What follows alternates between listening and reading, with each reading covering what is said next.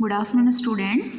सो हमने last video में lesson number 4 discuss किया था। उसका फर्स्ट पार्ट था living and non living things. ठीक है, लिविंग थिंग्स में जो पर्सन जैसे कि ह्यूमन बींग्स होते हैं, प्लांट्स होते हैं और एनिमल्स होते हैं, ये आते हैं लिविंग थिंग्स में बिकॉज क्योंकि they eat, they run, they breathe. Okay, सांस ले सकते हैं, खा सकते हैं, हमारी तरह चल सकते हैं। प्लांट्स अपनी पोजीशन नहीं चेंज करते हैं, बट बाकी की जो भी प्रोसेस रहती है वो ह्यूमन बींग्स और एनिमल्स की तरह ही होती है। ठीक है, सिर्फ थोड़ा सा तरीका उनका अलग होता है। और नॉन लिविंग थिंग्स क्या होते हैं? Just like table, pen, book, chair, जो कि एक जगह से दूसरी जगह खुद से नहीं जा सकते, जो ना खाना खाते हैं ना हमारी तरह ब्रीथ यानी कि सांस लेते हैं, उन्हें हम नॉन लिविंग थिंग्स कहते हैं।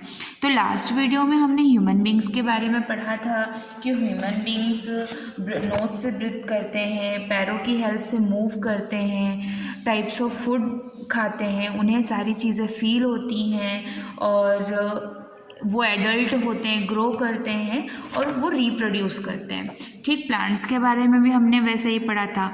अब आते हैं हम एनिमल्स पे। ठीक है, एनिमल्स में जो डिफरेंट टाइप्स ऑफ एनिमल होते हैं, सभी के ब्रीथ करने की, ब्रीथ यानी कि सांस लेने का जो तरीका होता है वो अलग होता है। कि जैसे हम लोग नोज़ से सांस लेते हैं, सारे ह्यूमन बींग्स अपनी नोज़ का यूज़ करते हैं ब्रीथिंग के लिए। ठीक है, उसी तरीके से जो एनिमल होते हैं, सबसे पहले हम बात करते हैं डॉग की। तो animals breathe with the help of their nose. तो जो भी एनिमल्स होते हैं just like cat, dog, lion, tiger, ये इस टाइप के जो एनिमल्स होते हैं वो अपनी नोज़ का यूज़ करते हैं। इवन काऊ और बफेलो भी अपनी नोज़ का यूज़ करते हैं। इसके बाद आते हैं हम फिश पे।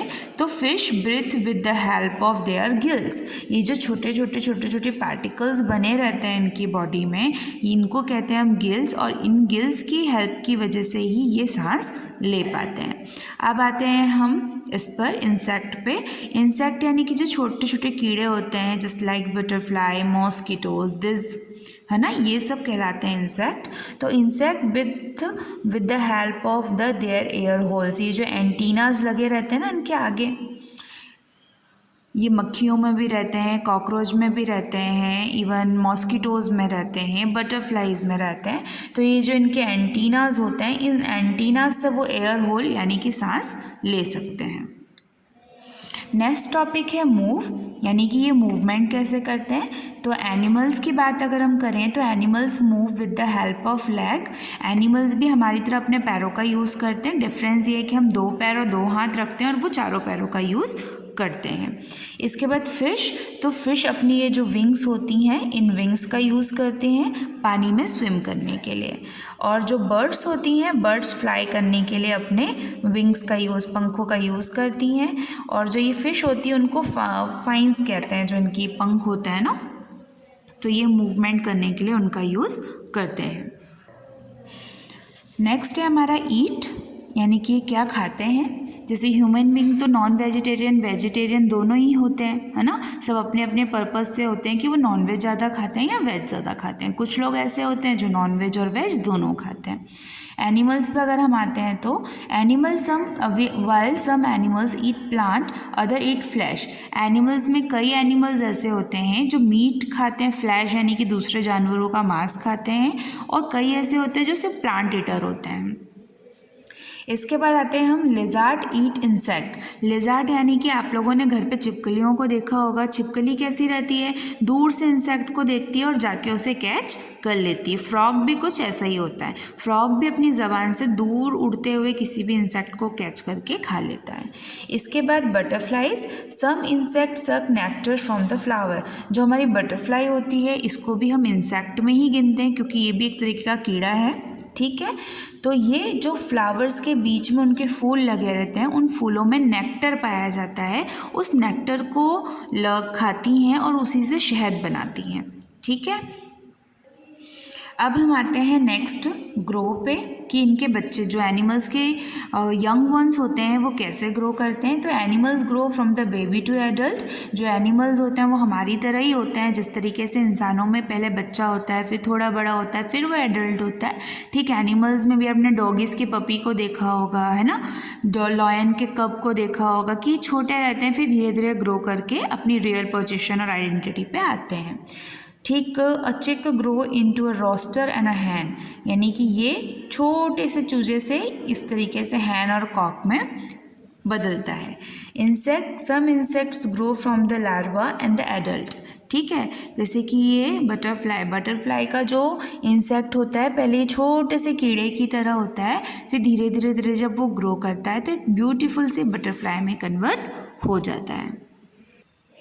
नेक्स्ट टॉपिक है फील। ह्यूमन बींग्स की तरह एनिमल्स भी पूरी चीज़ें फील करते हैं, तो animals also have a feeling like ये human beings, they are a good company for each other.